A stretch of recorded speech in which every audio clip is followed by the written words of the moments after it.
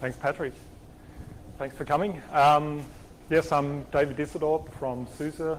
I work in the storage team there, and I'll be talking about just a project I worked on for a hack week at SUSE, which was basically a USB Ceph gateway.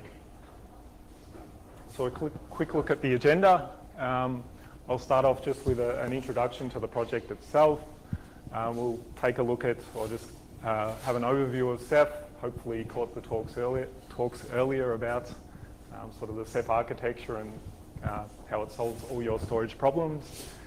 A look at USB storage, so the USB storage stack in Linux. Then move on to a demonstration. So I'll do a live demo with the board I have with me. I have a Ceph cluster running on my laptop, so I'll sort of use that for the test demo.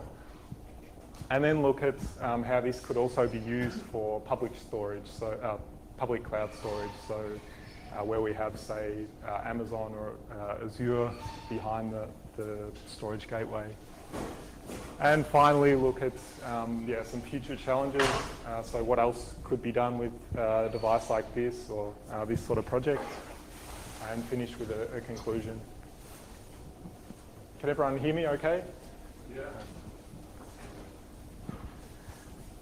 So the project itself was sort of conceived with Hack Week. As an engineer at SUSE, we get normally once or twice a year an event, or we have an event called Hack Week.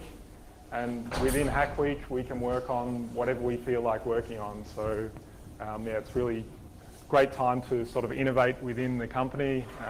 We can work on something which we're sort of passionate about. So in my case, it was, I think, a year or so ago now, I had an ARM board, so a QB truck sort of gathering dust in the corner. Wanted to do something with it. I wanted to learn something new. And I work on storage normally, so I thought, I'll combine these things and create a USB storage gateway. So in this case, we have basically our USB host, so any stupid device with a USB port, which nowadays is pretty much everything. I can then connect this USB gateway to my device and basically access the Ceph cluster or the Ceph storage through USB. So the goals of the project, initially my main goal was just to get something usable. So I thought, okay, this could then be something at home. I could then potentially, say, run a Ceph cluster in my basement, then connect my stereo, my television, whatever else has a USB port, connect that and plumb it all into Ceph for storage. Another possibility would be booting from the Ceph cluster. So most laptops nowadays can boot from USB. So you plug in the gateway, you boot straight from the Ceph cluster or the cloud storage. Encryption on the device itself. So in cases where I don't trust the cloud storage, especially for public cloud, where I have no trust that they're going to keep my data safe. So I want to do encryption on my side as close to the client as possible. I can then keep the keys on the gateway, carry that with me, and don't share anything with the public cloud or with the cloud. And finally, simple configuration. So something like this, I didn't want to need to SSH into the board itself every time I wanted to change the config there. So that was also a goal. So now I'll look at Ceph. Hopefully you caught the talks earlier. It's basically a project, an amazing project, which sort of provides the ability to aggregate, a pool of hardware or the storage across that hardware, and have a logical storage pool, which can then be carved up for block storage, for file system, for object storage. It's scalable. There's no sort of single point of failure. In this case, or for this project, I'm mostly just focused on the Rados block device interface for Ceph. So in this case, we have a block device image on the Ceph cluster, which is backed by individual objects on the Ceph object store or Rados at the back end.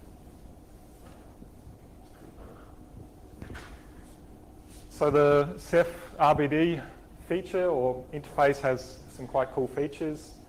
It offers, it's thin provision, so basically you're not consuming space within your Ceph cluster until you're writing to the image.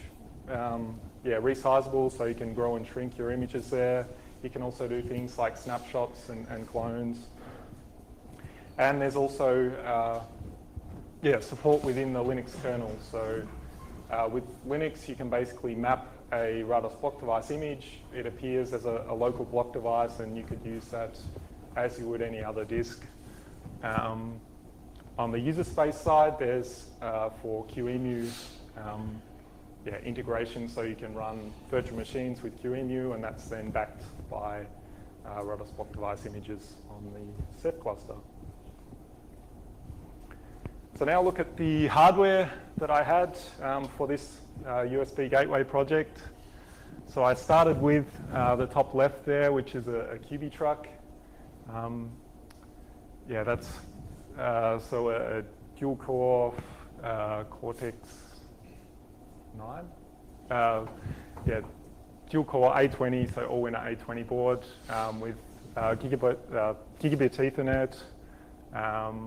What else does it have? So it's got a USB on the go port, which is obviously what's needed for this project. It has a bunch of other things on there which just really aren't required, and make the board a whole lot bigger and less portable. After that I moved on to the NanoPi Neo, which is this board here. This is sort of, I think it's 4 centimeters by 4 centimeters, so it's very much something you could, or I could imagine carrying with me and plugging it in and using it on the go. Both of them are relatively inexpensive, so the NanoPi Neo is under $10. So certainly doable price-wise. Performance-wise, they're not great in that, or at least the NanoPi Neo has 100 megabits network and USB 2, so it would be nice to try something with more powerful hardware, but at this stage it wasn't a priority. So the big benefit of using these boards is that they have, thanks to the Sunsea community, they have excellent mainline kernel support. There's also an OpenSUSE Tumbleweed port for both boards,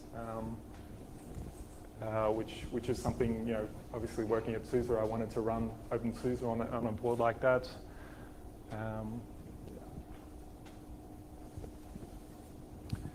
So USB storage, I won't go into huge detail. I'd recommend a talk by Christoph Opasiak. So he spoke yesterday on USB. It was a great talk, sort of going through the details of USB on Linux. This is just sort of listing what I used or what I needed to configure for this project. So USB is, or can be used as a SCSI transport, which is how I'm using it in this case.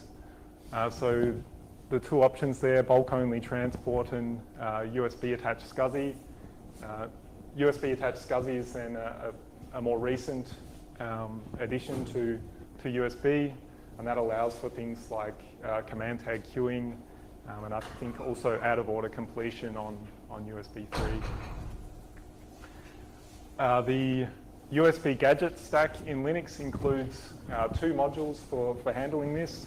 So we have the mass storage KO, which is what I ended up using, but there's also FTCM, which sort of plumbs into the Linux kernel SCSI target. So that's basically a SCSI transport for USB in Linux. So the gateway itself, as you saw, all of the features are already there in Linux. I mean, we have the Rudder Spot device kernel client. We have the USB gadget stack, which supports USB mass storage. There's really not that much to do. For encryption, there's de-encrypt. In the end, the project itself was, or is mostly just about configuring these different components and making it, relatively easy to do that. So here's sort of a look at how the board's configured, or how I've set up this gateway. So basically what we have is a board that then boots Linux once it's connected. And initially we boot into, or we expose a configuration file system via USB. So this is just a RAM disk where you can provide your Ceph credentials to access the Ceph cluster. You can specify which image you want exposed via the board. Lux key for de-encrypt. And once you're done with that, you can eject. So this is exposed as an ejectable logical unit. So once that is then ejected, we intercept that eject, or we detect it, and then basically process the user configuration. So basically, at that stage, we can remount that image and take the Ceph credentials and look at what needs to be exposed, and go ahead and do that and expose it via USB.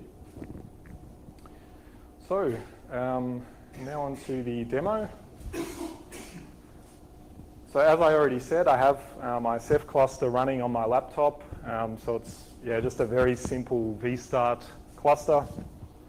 I'll just bring up console.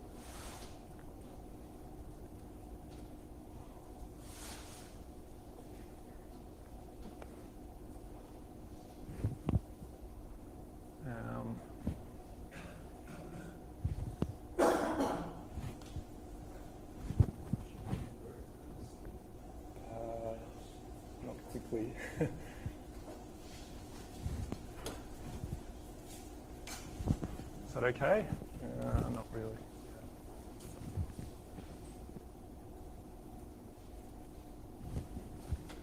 So there you can see I have my Ceph cluster running with 3 OSDs, 1 monitor. These are all just local processors on the laptop. And now what I'll do is go ahead and connect my gateway. So let's plug that in.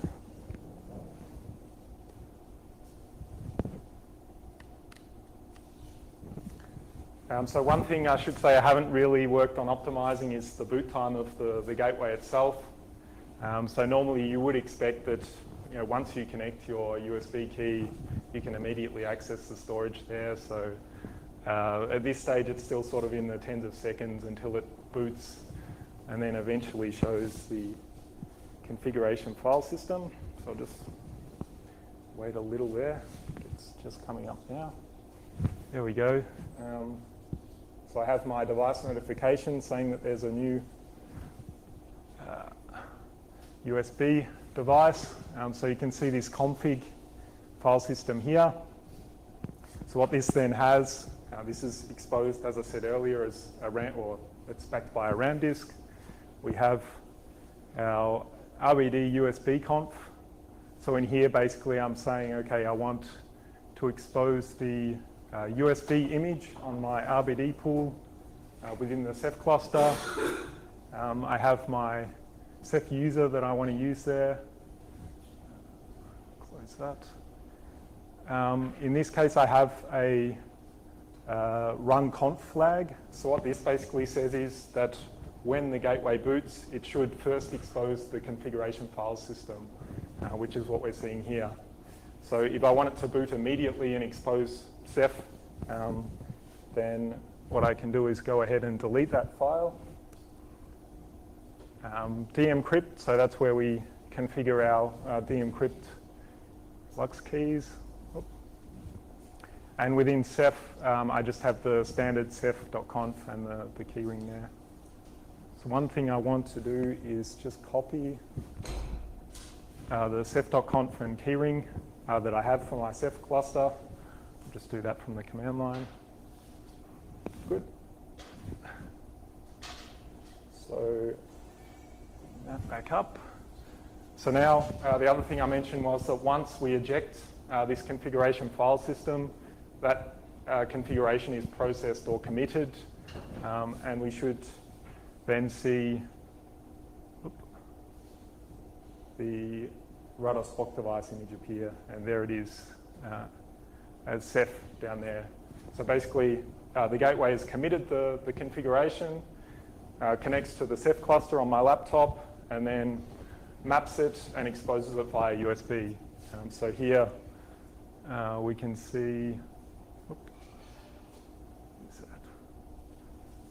so I have a 1 gigabyte image there, which is now exposed and connected via USB. Yes? Yes, I did. So in this case, I have a FAT file system on the device. And I'll use, so the reason why I have it as FAT rather than EXT or XFS or ButterFS is because I now wanted to demonstrate a stupid device accessing the Ceph storage. So what I have here is just a stock Android mobile phone, which obviously has no knowledge of Ceph. But what I can also do is connect the USB gateway now to the Android phone. So in this case, Android supports FAT32 as USB stick. So what I want to do is then wait for the board to boot, and just so we've got some data to write to the Ceph cluster. Quick photo.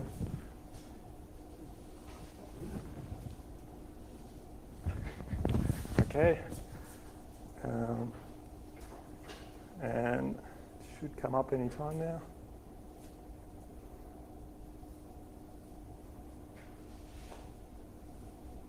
Hopefully. Yes, there it is. So I'll just copy over that photo to the gateway. So I basically see that as I would any other USB storage device. And I'll copy that.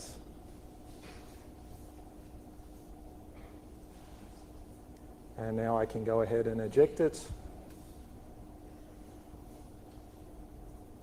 Done, so that's ejected. I can power down the gateway now. But what I'll do is use now just the Rudder Spock device client on my laptop just to map that image, just so we can confirm that what we wrote. So this photo is actually there on the Ceph cluster. So I'm mapping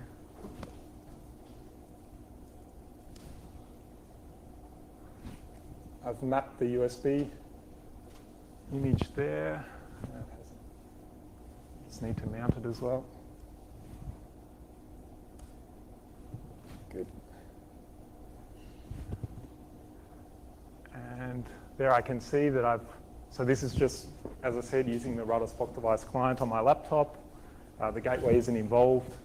But there we can see the photo that it's on this. So there's a very blurry photo of what I took earlier.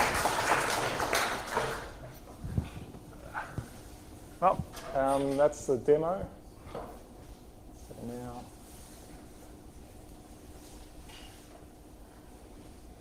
back on with the talk.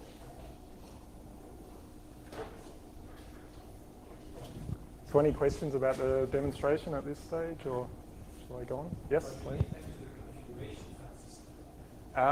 So what I have is basically once it can't access, so if the gateway boots and can't access the Ceph cluster, so if you boot it without network access, then it basically exposes the config because it knows something has to be done.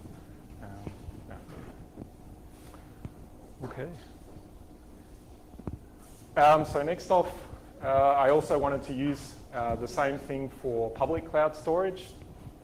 So in this case, if I didn't have a Ceph cluster at home, yeah, I could then use, say, a public cloud storage provider like Azure or Amazon S3 and use exactly the same technology or components to yeah, have a gateway for that. With Microsoft Azure, there's basically a protocol or a RESTful protocol for accessing the virtual machine images in the Azure cloud. So I wrote, this was in a prior hack week, I wrote a client which speaks that protocol. So the idea was then to yeah, basically map between the Iscsi requests coming in from the USB host into this Azure RESTful protocol for yeah, blob I/O. So with this, I use the LIO, so in-kernel Iscsi target. With LIO, there's a user space backend, which is TCMU runner. I think that was added by Andy Grover from Red Hat, worked on that. So basically, with this backend, we have yeah, something running in user space, which then receives the Iscsi request from the USB host. With that backend, I just map that to then a public cloud request, so an Azure block blob request, and that goes into the cloud. So this uses the Elasto Cloud client, which is a project I worked on for that. This is basically just a POSIX-like library for yeah, performing RESTful cloud I/O. As I said earlier, I have then the LIO backend, which handles mapping of the Iscsi requests to the Elasto library calls. So it looks something like this for the public cloud case. Here we have the USB host on the left connected to the USB gateway. That goes, or the Iscsi requests are then processed by the Linux Iscsi target, or sorry, Iscsi target. There's TCMU above or below that, basically as the user space backend. And finally, there's Elasto, which handles speaking with the Microsoft Azure cloud. Okay. Next up, testing. Yeah, so with this project, I didn't really want to, or at least initially I was testing everything on the hardware itself, which is a little fiddly when you're plugging in, pulling out cables all day. So I found later on there was this dummy HCD module within the Linux kernel. This is great for testing exactly something like this, where basically you can use that as a loopback in a single system. So in my case, I just had a VM with everything on there and used the USB loopback functionality to test it. So now on to future challenges. So in the hack week that I had, or the 1 week I had, I think yeah, I proved that it is perfectly possible to have something like this. I think it is a reasonable device or something which is usable potentially to others. But I think there are still yeah, plenty of things which could be done, or it could be improved in many different ways. Yeah, the first on the list I have is concurrent image access. So imagine where you have, say, if they cost under $10, then you could imagine maybe buying 10 of these and sort of exposing maybe the same image via these gateways. In that case, you would need a way to manage exposing a consistent image to all of those hosts or connected hosts. In that case, I think using something, so yeah, avoiding a clustered file system and using something like just snapshots where the first gateway to map sees or has write access to the parent, and then any subsequent connects just get a snapshot which was taken as the first host connected. I think that may be something which would yeah, make having concurrent access usable anyway. Some other challenges. So power is definitely a challenge.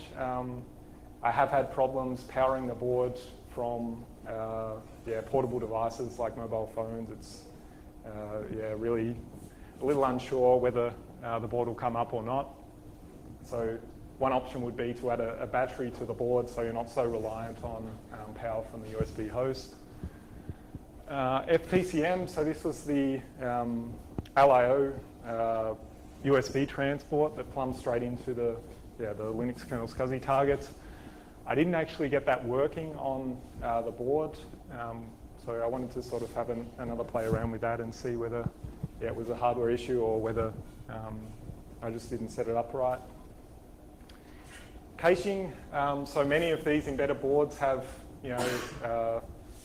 some onboard storage, or in this case an SD card, and when the root file system is under 1 GB, you could use the rest of that SD card or onboard storage for caching as a read cache or a write back cache. That would certainly be something to look at. There's caching again, but performance-wise, so I think at this stage, most important would be the boot time. So you saw it takes tens of seconds to come up and expose the storage. One thing I did have, or at least with the QD truck, I did try running everything from the init RAM FS, which actually worked quite well. So in that case, I had it booting in, I think it was 3 or 4 seconds. So it was much quicker, but it's a little ugly implementation-wise. Also, in terms of raw storage performance, I think having USB 3 and gigabit Ethernet or fast Wi-Fi would be great. The only problem is that these boards are quite expensive, and they're also not as portable as, or at least the ones I've seen aren't as portable as the NanoPi Neo.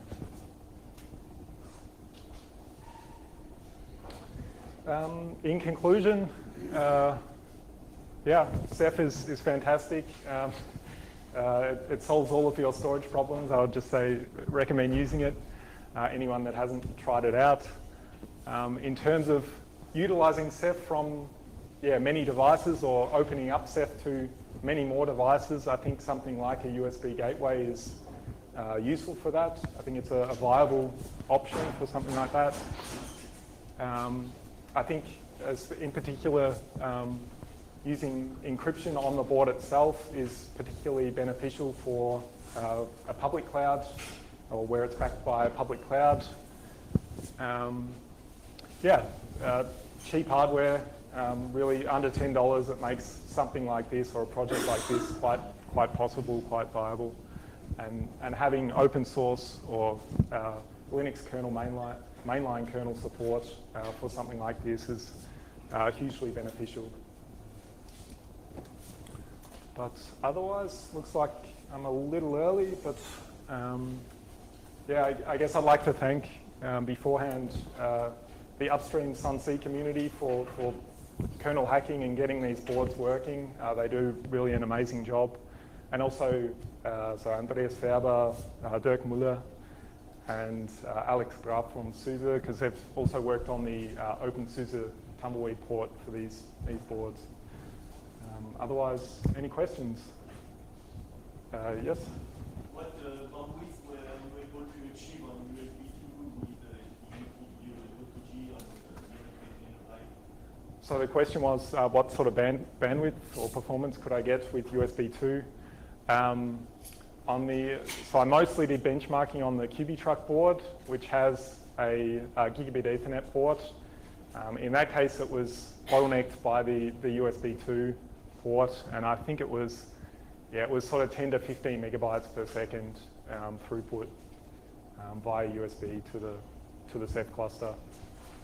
In this case, my Ceph cluster is memory backed anyway, so the bandwidth, the bottleneck was very much the USB 2 port on the board. Other questions? Yes? Actually, continuation on that one. Do you get that kind of throughput when you are encrypting, or is the CPU limiting you at that one? I haven't done benchmarks with encryption yet. So the all-winner chips include basically offload support for certain encryption types. It's not fully implemented on the H3 chip. So the A20, I think, was done. The H3 is still work in progress from the upstream Sunsea guys. But yeah, I think once that's done, it shouldn't be too much of a performance penalty.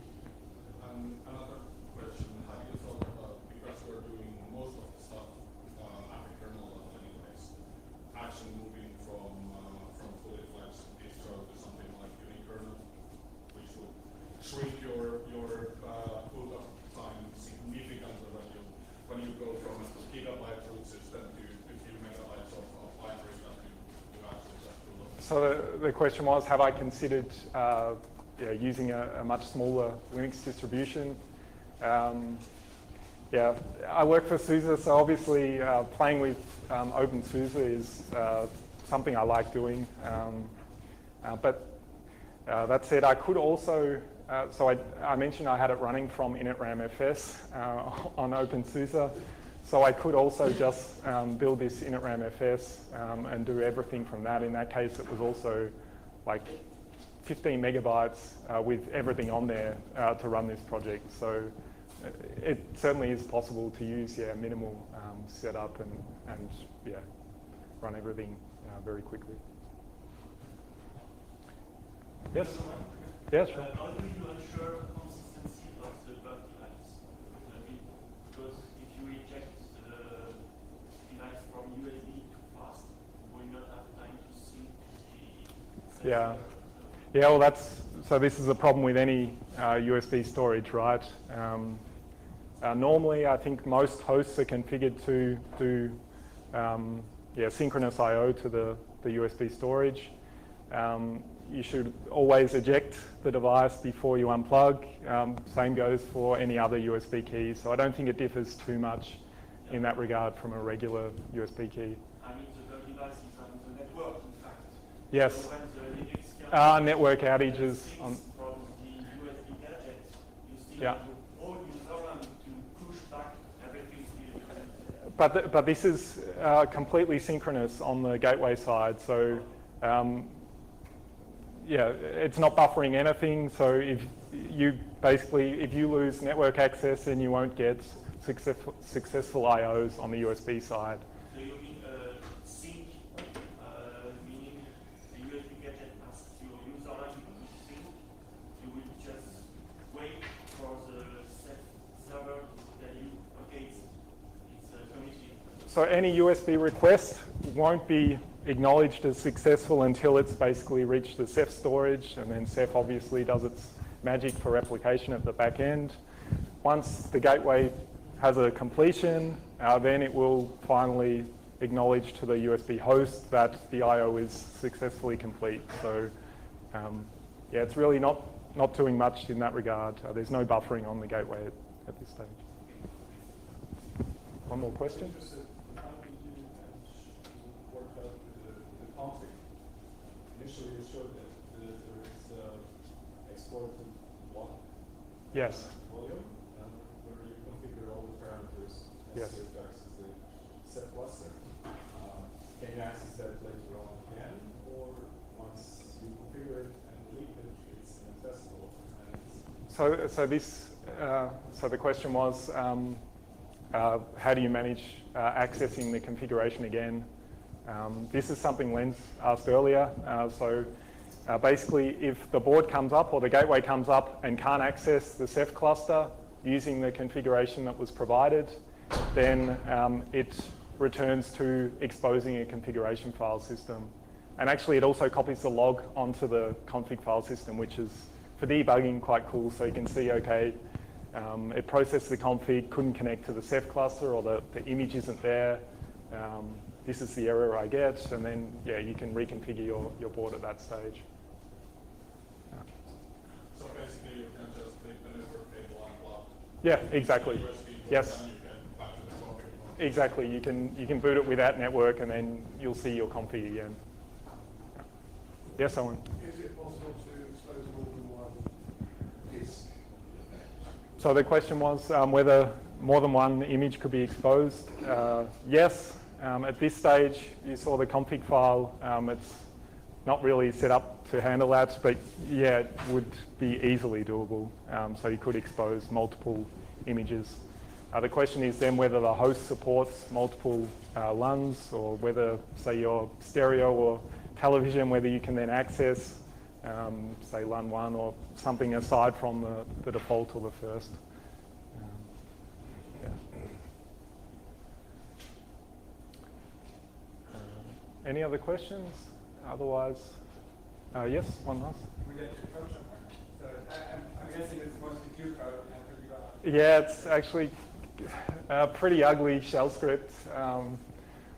The reason why I wrote it in shell was because I was initially playing around with doing it from initRD, in which case there's no Python, there's no Perl, there's no Go. I think at this stage I prefer to rewrite it in something a little nicer. I was considering maybe a Rust project just so I can play with Rust, but yeah. So the link for the code itself is just that top link. For Elasto, so this cloud storage client, it's also on GitHub. TCMU runner, so this was Andy Grover's project.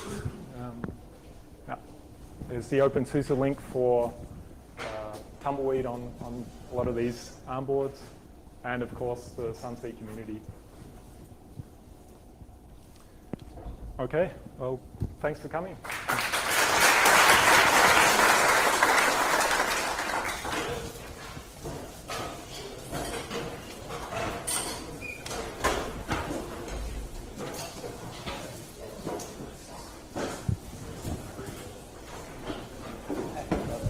Thanks. Thanks. That's it, yeah. Thank you very much for that, lifesaver.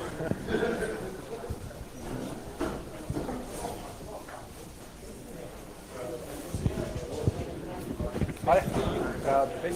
Feel free to. Yes.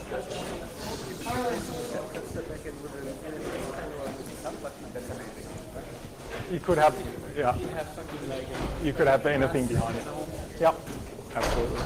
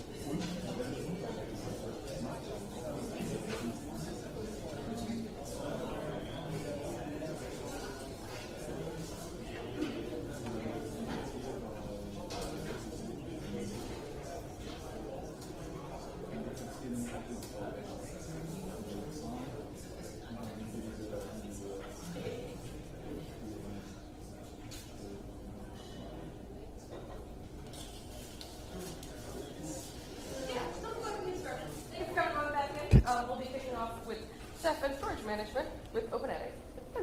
Hi, thank you very much. First of all, even though I have a mic, I don't think it's really amplified well. I have a very weak voice. If I need to speak up, just wave to me and already? Okay, boy, that'll be a challenge. Can you hear me? So there's no amplification through the mic. I hope at least the video stream can hear me. Yes, hi there. I'd like to give a small talk about a small project I'm involved in since July 2015 called OpenEdX. Let me dive right in. I have probably way too much slides for the time I have. Let's see how far we can come. So basically, what does OpenEdX do? What was the vision behind it? It started about 6 years ago by now. It started as so many other open source projects with somebody had to scratch his own itch because there was a problem that they needed a solution for, so they thought, well, we can do this by ourselves, let's go in with it. In this case, the situation was that the company IT Novum, where OpenEdX evolved from, they were a spin-off of another company. We're doing data center operations for them, and they needed storage. So as you probably are aware nowadays, storage exceeds the boundaries of hardware much faster than people can shove hard disks in. Data growth everywhere. And they needed to replace a number of proprietary storage systems and were quite surprised by the price tags by the quotes that they received. So they thought, why can't we do this differently? And if you look at it, a Linux distribution nowadays gives you everything you need to set up a fully fledged storage system. You just buy cheap commodity hardware, shove in lots of hard disks, and you have a server that fulfills most of the common needs. So the idea was, okay, Linux by itself is good, it has everything, but you need something on top that makes it a bit more approachable, easier to manage and unified, because in many cases you have administrators that might be familiar with using a UI, but they are not that familiar on the command line. So OpenEdX's vision really was to give a more friendly user interface and a unified experience to managing all kinds of storage. Storage here meaning both what is usually called NAS storage, so file-based like Samba or NFS, but also block-based storage protocols, particularly Iscsi would be an example here. And later on, during the life cycle of OpenEdX, they also realized that single server instances or even multi-node configurations can't keep up with the storage requirements. And the developers looked around and figured out that Ceph might be quite a nice alternative here, which is a distributed storage system in which you not just have a single server where you add more disks, but you simply throw in more servers or even complete racks if you need more storage. And Ceph pretty much organizes itself to make use of the storage to ensure the redundancy and make sure it scales along with the hardware that you give it to him. So it started as an in-house project and later became an open source product, I would call it. The idea behind it was that there was an enterprise version and a community version, and that the company would then sell licenses with added support and other value on top to monetize on the software. Interestingly, that didn't really work out. So when I joined the company in July 2015, we made a number of drastic changes to how OpenEdX was governed and managed and run as a project. Before that, basically the developers all worked in-house at the company, and the development took place, like with many proprietary products, very internally faced, and every once in a while they released their community version, but there wasn't really a community around it, so there wasn't an infrastructure that was inviting for users to come and work with the project. So that's something that we've changed drastically. Also, we got rid of the dual licensing that was in place. Back then, the Enterprise Edition had a few additional bits on top that you would have to pay for. All of this was folded into a single code tree released under the GPL. And we now had, since then, there's no distinction between enterprise and community, it's just OpenEdX going forward. We also got rid of the requirement for contributors signing a contributor license agreement. So similar to Ceph, basically if you contribute to OpenEdX, all we require is that you add a sign-off line to your commit message, similar to how the Linux kernel and many other open source projects do it nowadays. So the bar for contributing code is much lower nowadays, and that was really noticeable by by just the amount and the growth of the community that we've seen since then. We also opened up a lot of other things that used to be internal. Most popular, of course, is the bug tracker. We are based on Atlassian Jira. We now have a publicly hosted Jira instance that's fully open, so you can really see all the issues, all roadmap planning, everything is transparent and open. You can leave comments, you can vote on it, you can submit bug reports like you would expect from any other open source project. We also changed the way of how we work on the code. We now make much more use of different code branches. We have established a process for performing pull requests and doing commenting on them. These were all things that were quite new to the OpenAttic developers, so we learned as we go along, and it's a process that now basically there's no difference if you are paid for working on OpenAttic or if you're a community contributor. It's all going through the same procedures, same requirements, and the same expectations. We also switched the release model. Nowadays we try to come up with a new OpenAttic release at least once per month, roughly every 4 to 5 weeks. And we have nightly builds if you're curious. So if you are looking for testing a new feature that has just been committed and you don't want to wait for the next release, just take a nightly build. With regards to feature developments, we have kind of like a train model. So basically, people work in parallel on features, and once they're ready and they've passed the review and have passed all the tests, then they will merge into the development branch that will eventually become the next release. But if a developer doesn't make it in time, since we are on a monthly cycle, there's not just a really long period before he has another opportunity to get his stuff merged in. So that really helped accelerating the whole development process and making changes to the project. Also, in the beginning, many different components were managed in separate code repositories. So like the documentation was in one repo, tests were in another one, and integrating them and getting them aligned was always a bit of a challenge. So we simply lumped all of these repos together into one single repo, which now means that you could basically now can work on a feature, write the documentation, create the tests, and have them all in a single branch and commit and merge them at the same time. So it's much more easy to keep track and keep the stuff synchronized. A few key aspects of OpenAttic. We are well aware that we're not alone, especially when it comes to storage management. There are quite a number of projects out there that do similar things that we do. So we try to come up with a few cornerstones of what we would like to focus on. Primarily, the goal is storage management, and storage management only. You see many projects that start also doing things like managing containers or plugins. So they are sometimes more aimed at home users that want to have an appliance somewhere in the corner that isn't just a file server, but maybe also an own cloud instance or provides a BitTorrent server or what have not. This is currently fully out of scope. So we really focus just on managing your storage and exposing it through various protocols, and that's it. Ceph support is something that we've added recently that's quite noticeable. Of course, we are fully GPL v2. No arbitrary functional restrictions. So there are a lot of free storage management systems that you can download and use, but they apply some form of limitation on you. For example, for the amount of data that you can store in it or the amount of concurrent users or what have not. And if you reach that limit, you all of a sudden need to buy a license or pay for getting over that barrier. That's not the case with OpenAttic. You are free to do with it whatever you want in what sizes you want to use it. We're based on standard Linux tools. As I said, most distributions provide all the frameworks and tools that you need to set up such a system by default. It's just a matter of orchestrating them and making them more accessible to the user, and that's the part that we're taking on.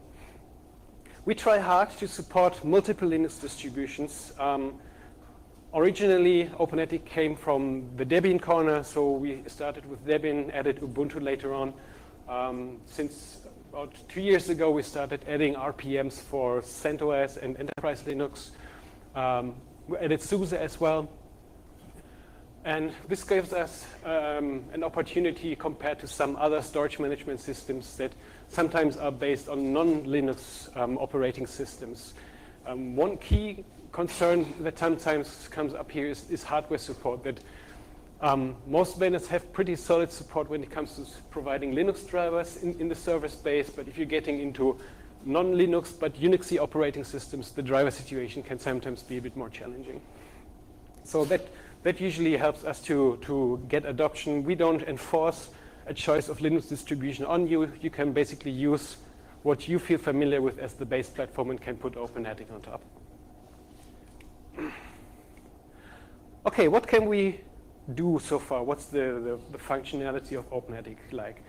So basically, the technology consists of two separate components. The most noticeable one is the web UI. That is what you see. With OpenATIC version 2.0, that started about 2.5 years ago, we switched from an Next.js-based to an AngularJS-based web front end. So we use JavaScript libraries to make the UI visually appealing and easy to use. The back end is the other component, which has a RESTful API. That's also a new addition in version 2 that we're working on. The former version 1.x was using XML RPC. So the RESTful API makes it a bit more easier to talk to with the back end. And the web and front end only uses the REST API. So everything that you can accomplish by the web interface can also be accomplished by calling REST API calls. And with regards to storage, we provide the usual suspects in its simplest form and where OpenATIC comes from, that you have group these hard disks with the logical volume manager LVM into a storage pool. We also support the ZFS file system or the Btrfs file system if you prefer. So you have a basic storage unit, which is the storage pool, and OpenATIC can then be used to carve out volumes out of that pool based on your requirements. We support a number of file systems. As I said, ZFS is one of the file systems we support, Btrfs for other use cases. So you can really choose how to configure your storage for the workload at hand that you want to serve. We are in the process of adding support for DRBD, the distributed replicated block device. So in a multi-node setup where you have, let's say, 2 OpenATIC instances, you can configure that a volume that you create on the one node will be replicated synchronously to the second node for redundancy purposes. The backend support has been in place for quite a while already, and we're now in the final stretch of finishing the UI parts of that as well. So that's a pull request that's really getting close to review now. We also do storage monitoring in the back end. So one of the things, of course, as I said, you can just use Linux and set up a share and create a small file server by yourself. But something that usually gets forgotten during that process is making sure that the storage is properly monitored. And then your users become your monitoring system because they will scream once their disk runs full. OpenATIC basically automates this process. So each time you create a new volume, we'll also reconfigure the monitoring framework in the background to make sure that it's being tracked and you see the utilization. And then, as I said, local storage is where OpenATIC comes from. With the addition of Ceph, we are now starting to make, we want to add functionality that makes it easy to manage the Ceph cluster to create new storage objects like block devices or new Ceph pools. Also start doing monitoring so you get an insight of how your Ceph cluster is doing. This is the functionality that we're now most actively working on at the moment. And this combined with the recent changes that I've just talked about with opening the project was something that SUSE got curious. And we had a development partnership with SUSE for the entire last year, basically. So we worked together with SUSE developers on advancing the Ceph functionality. And in November, SUSE agreed on acquiring the team and the project from IT Novum. We're now part of SUSE since then. But this doesn't really mean that we will now ditch support for all the other distributions. There are no intentions to change how the project is being run and governed. So components, as I said, we have on the one hand, backend. As you can see, we're using pretty boring technology here, bread and butter stuff. This is by intention because since we need to support multiple distributions, we need to figure out, okay, what's the common toolset that we can use. If you start making choices that are not available on any of the distributions, it will be difficult to support it over there. So the OpenATIC backend is written in Django. It's a Python application. Usually Django is used as an application server for, let's say web shops or something like that. But it turns out that the whole way how Django organizes data and how it's structured with Django models makes it a very suitable framework for something like a storage management system as well.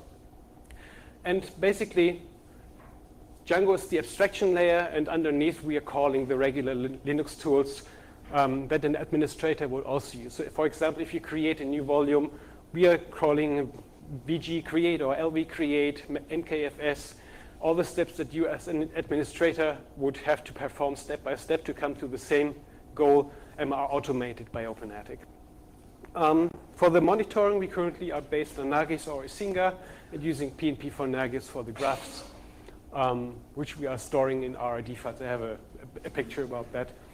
When it comes to Ceph, the current functionality is using librados, so basically the common API that is used to talk with the Ceph cluster to obtain information or to issue administrative commands.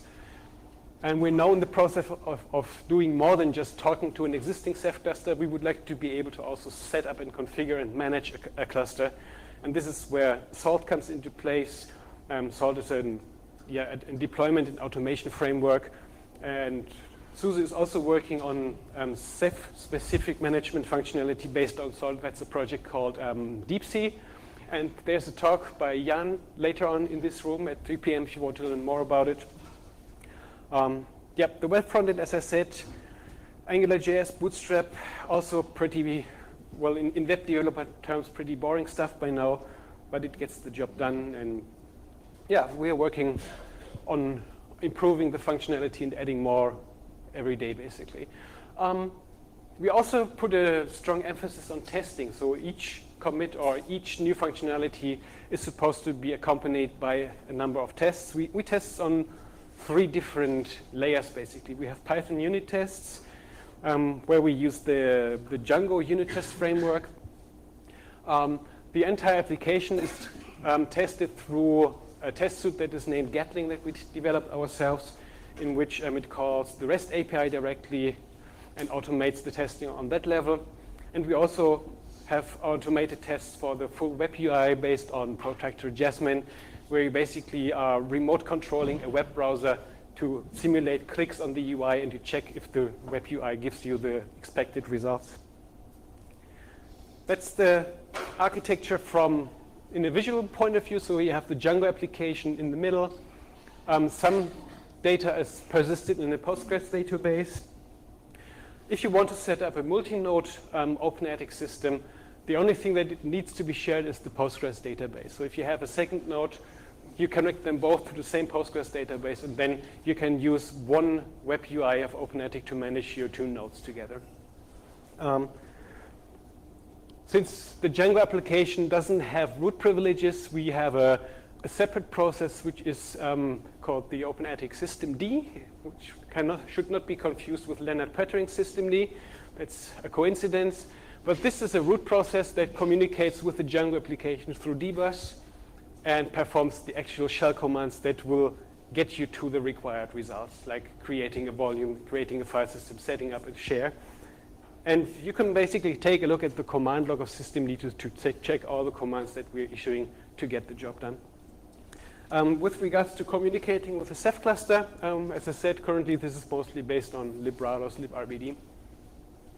This is a quick overview of how the monitoring takes place.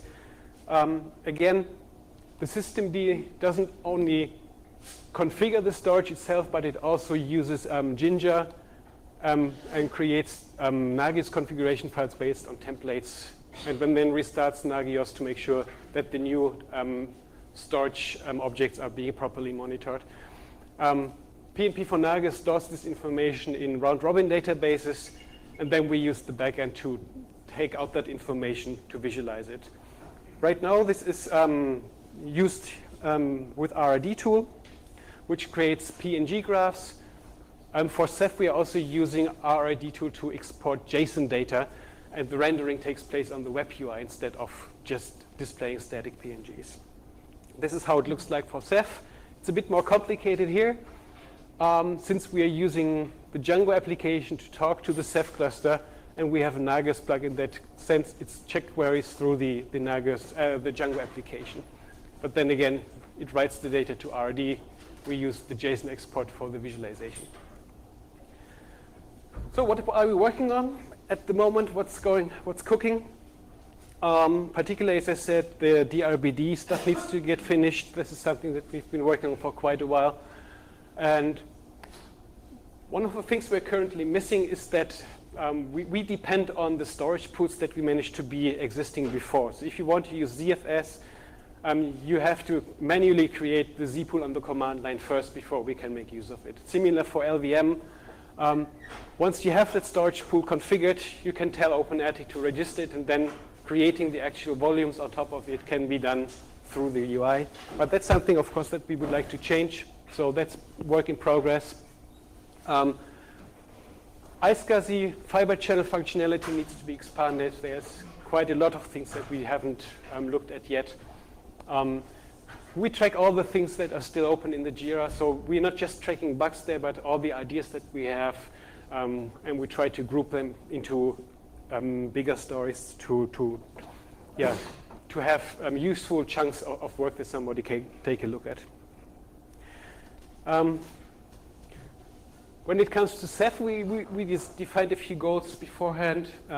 We want to be able to both manage and monitor a Ceph cluster through the UI and give a tool that you as a Ceph administrator actually want to use. Right now, there are a few tools out there that give you sometimes a little bit of monitoring, sometimes a bit of management, but we try to come up with a solution that gives you a more rounded experience here. Especially considering that a Ceph cluster can become quite large with lots of objects, that we make it, or that we visualize it in a way that you're not getting overwhelmed and you only see the information that's really relevant for you at this point in time. Because, well, ideally, Ceph is supposed to be kind of managing itself and healing itself, but you still maybe want to know about what's going on in the background. And very importantly, you should still be able to use the command line tools to make changes to your cluster without OpenATIC getting confused by it. That's one of the big challenges that we had to face. For the local storage systems that we manage, we basically assume that OpenATIC is in charge of the configuration. And once you have started using OpenATIC for the storage management, well, you can make changes manually, but OpenATIC will simply override them the next time if you haven't made sure that OpenATIC is aware of them. And for Ceph, we are trying harder to make sure that this is possible. So if you're using the Ceph command line tools to create, let's say, another Ceph pool or an RBD, OpenATIC needs to be aware of that. And that was a bit of a challenge by the way of how Django works and how it persists data and information. I wish I had more time to talk about that, but if we have time in the end, maybe if you're interested, I can share some of the ideas that we have there. So what works when it comes to Ceph? We have a cluster status dashboard. So you basically can see the overall cluster health, some of the performance indicators with graphs and everything. You can manage Ceph pools. You can monitor them, including erasure-coded profiles for the pools. You are able to create Rados block devices through the web UI. You can delete them again. They are monitored. We also start looking into the infrastructure. So you have the OSD manage. Well, it's not management yet, but you can at least see all the OSDs that are in your cluster, in what state they are in.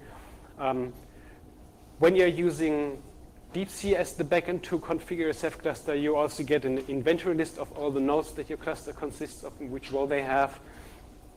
You can take a look at the Ceph crush map, which is basically the algorithm that determines of how data is distributed in your cluster, what kind of redundancy you have configured, and how the data should be distributed among the various availability levels, so to say. And we also want to make it's possible that you can manage multiple Ceph clusters within one OpenATIC instance. So let's say you have a production Ceph cluster and a staging or a testing Ceph cluster. You can use one tool to manage them both. Roadmap. Well, that's just a small glimpse. We have quite a long laundry list of stuff that we still want to accomplish. The dashboard needs some more love, and we would like to make much more information about the Ceph cluster visible from the dashboard. We also noticed that based on the nature of Ceph, that some tasks take some time. So you issue a command to trigger an action in the Ceph cluster, and it works.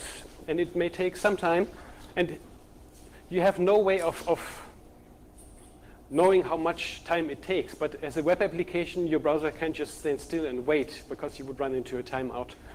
So one of the things that we had to come up with is a queuing mechanism where you can simply enqueue these jobs that take longer and then make sure that you get notified once it's finished, so the web application doesn't hang or you run into timeouts. The whole part about deploying and remote configuration of nodes with Salt is something that we are very closely working on with the DeepC developers. So as a next step, you should not only be able to see all the existing nodes, but we would like to make it possible for you to simply boot up a new node that registers with Salt, and you will see that a new node has joined and use a Salt minion, basically, and you could then use OpenATIC to assign a role to that node. Let's say this is going to be a new OSD, click, and then DeepC does its job to configure the node accordingly. More monitoring. Iscsi target management is also something that we are looking into. So basically, you define one node in your cluster as an Iscsi target host, in which RBD images from the Ceph cluster will be made available as Iscsi targets. OpenATIC already supports that, but only on the local node where OpenATIC is running on. So usually, if you consider the OpenATIC node as a management node, it's usually not having the performance parameters that you would need for a full-fledged Iscsi target server. Usually that should be a bit more powerful machine. And to avoid having to install OpenATIC on that node as well, we are now looking into using DeepC and Salt for that instead. Rados Gateway is another big construction site. The thing is that a Ceph cluster consists of several components, and they have their own way of how they are being managed. They have their own APIs of how you need to talk to them. In the case of Rados Gateway, for example, there's a Rados Gateway admin ops API, which you need to use to talk with the gateway for creating and managing the users and the buckets and so on. So we need to develop the interface on our end to establish that communication path. And the existing functionality, like the RBD management or the pool management, still needs a lot of more features that we're working on. And also, monitoring is one of the things that we need to expand. Right now, the expectation is that OpenATIC and the Nagios instance runs on that node. In a distributed cluster like Ceph, this is not going to scale, so we are looking for a more lightweight approach. The current plan is that we will be using collectd for that, so each Ceph node also runs collectd, configured in a way that it just forwards the monitoring data to a central collectd instance. So you have a way to consolidate the monitoring data on one node, which will make it much easier to monitor and visualize the whole cluster status in its individual nodes. All right, I didn't dare challenging the demo gods at FOSDEM because network is usually something that you can't rely on. You have to live with a few screenshots, but we have a live demo that you can toy around with if you like. The links will be later in the stage. This is our traditional storage management dashboard, so to say. So this is what you see when you're using OpenATIC for managing traditional storage like Samba, NFS, and so on. You can create and define the volumes. They are listed over here. And for each volume, we also create monitoring data and performance data that you can take a look at. It's a bit hard to see. If you click on the demo, you can toy around with this and see it in more details. One of the things that is quite interesting and is pretty unique, I haven't seen it in any other applications for us, what we call our API recorder. So as I said, the web UI uses the REST API exclusively, or the web UI uses the REST API exclusively to talk with the OpenATIC backend. And sometimes you don't want to use the UI, but you want to automate a certain task in a script or something through the OpenATIC REST API. So instead of having to look up the documentation for the API, you basically enable the API recorder in the UI, and you click through the task that you want to accomplish once, and then you stop the API recorder, and it will automatically create a small Python script snippet that basically includes all the REST API calls that you have performed. So you can use these as a snippet or a template to embed in your application to get the same, or to repeat this particular task. This is the Ceph cluster dashboard. As you can see, we're using a different graphing engine here. This way we are extracting the data from the round-robin database through JSON and then use JavaScript libraries to visualize it, which makes it much easier and much more dynamic to work with the data on the UI.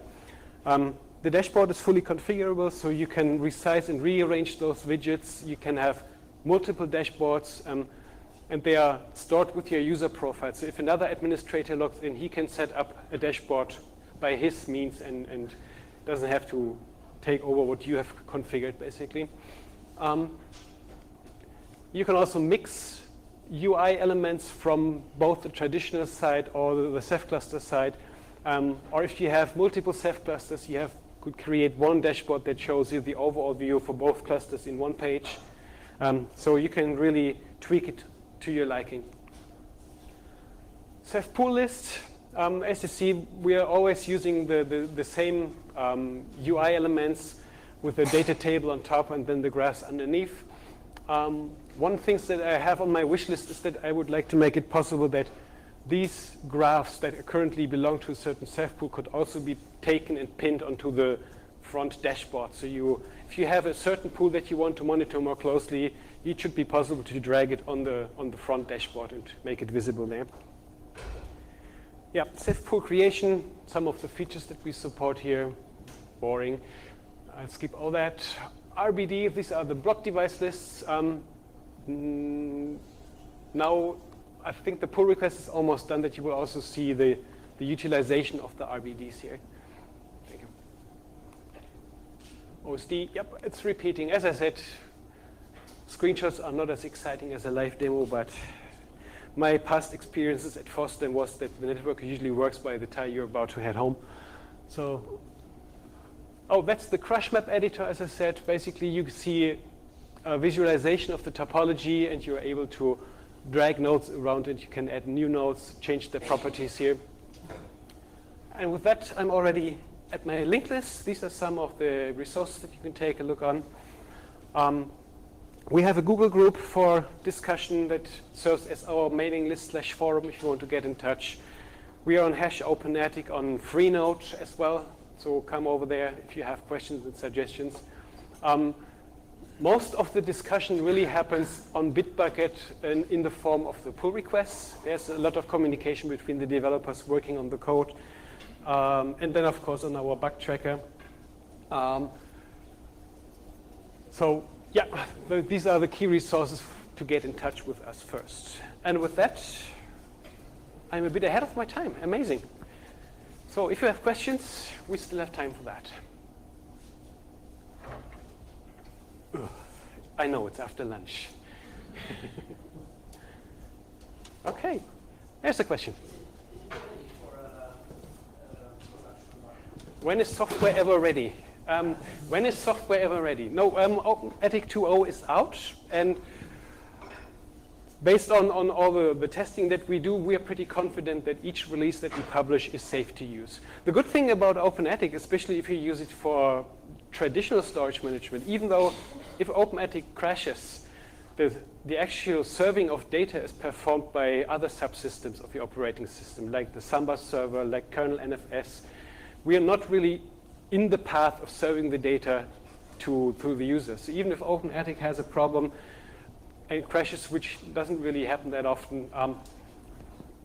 We are not messing with your data directly, unless you really accidentally delete something like that or so. But we are still, of course, in the process of adding more functionality with each release. As I said, we have the train model. So what we have out right now is ready to use and can be used with confidence. But as I said, we still have a lot of gaps to fill. And of course, we would like you to encourage to give it a try and help us gathering guidance of where we should focus on next. So we think that we have now come to a point where we provide a good set of useful functionality. We are aware we are not fully there yet compared to other projects, but we would like to get your feedback on what your use cases are and what you're looking for, what we should be focusing on, basically. There was another question here. So the question was if we have any plans to support Kerberos for authentication.